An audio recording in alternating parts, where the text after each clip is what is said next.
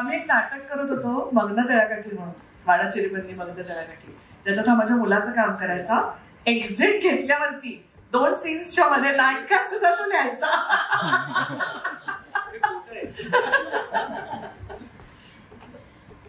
नाही पण आम्ही तरी एवढ्यात रिटायर होणार नाही होत दोघेही.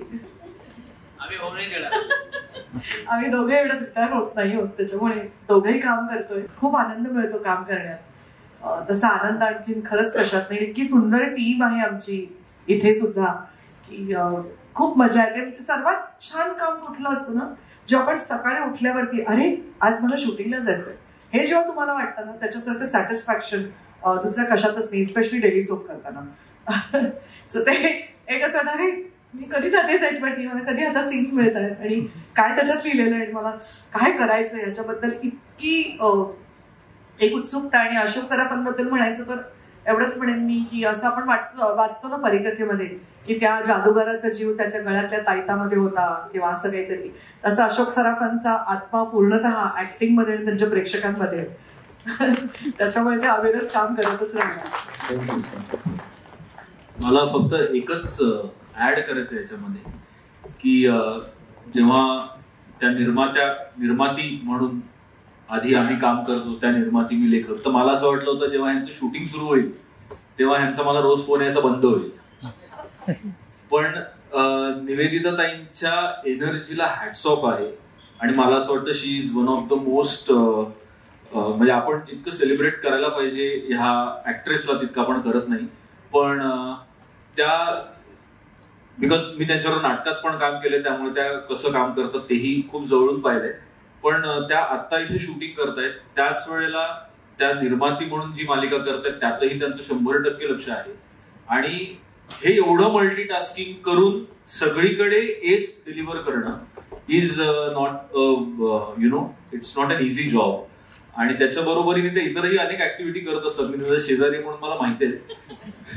पण खरंच ह्या बाईच्या एनर्जीला हॅट्स ऑफ आहे. ऍब्सोल्युटली. मुलं कुठे ऑफिस आहे ना, त्यातून माहितीये का तुम्हाला समीर आणि सीमाने किती मेहनत घेतली बघा हे सगळी पार्टी अरेंज करायला. या मी ठेवते तुम्ही झोपा बरं, आता मी आवडते सगळं. आता हे सगळं आवरायला कधी गॅलेक्सी येणार की काय? ती कसली आहे आवरायला? तिने मला 2 गाडी लावून थोडी मदत केली तरी खूप झालं, त्यातच खुश आहे मी. म्हणजे कमाल आहे शुभा. कोणी एवढंसं जरी तुझ्यासाठी केलं तर किती तुला बरं वाटतं ना, ते पण साऱ्या यंत्राने. यंत्र असलं म्हणून काय झालं, आपल्यासाठी कोणी थोडंसं जरी काहीतरी केलं ना तरी कृतज्ञता वाटायला पाहिजे. किती खरंय खरंय. शिवा जर बस ना. बस काय, मला आवरायचंय केवढा बसणार बस बस. मला तुला एक सांगायचं आहे, माझं आजचं सकाळचं स्वप्न. हो ना, आता ते उद्या सकाळी सांगा. सकाळी सकाळी तुझं सुरू होईल, डबे बाटल्या चहा पाणी, वेळ असतो कोणी तुझ्याकडे माझ्यासाठी द्यायला? काय स्वप्न पडलं? मला याला बोरधरचं घर दिसत होतं स्वप्नात. बोरधरचं घर? होय.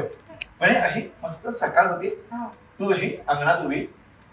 तुला आठवत आहे का आपलं नवीन लग्न झालं होतं, आपण गावाला गेलो होतो, तेव्हा आंघोळ झाल्या बरोबर तू अंगणात यायचीस फुलं घेऊन जायला. आठवतंय ना, आणि तुम्ही काहीतरी कारण करून माझ्या मागे यायचं. एक तर काहीतरीच बरं ठीक आहे. तर तुमच्या स्वप्नात मी अशी अंगणात उभी होती, तुम्ही कुठे होता? मी असा पडवीत असं झोपाळ्यावर असं चहा पी. एकटेच? नाही, तुझा चहाचा कप होता ना बाजूला. माझा चहा?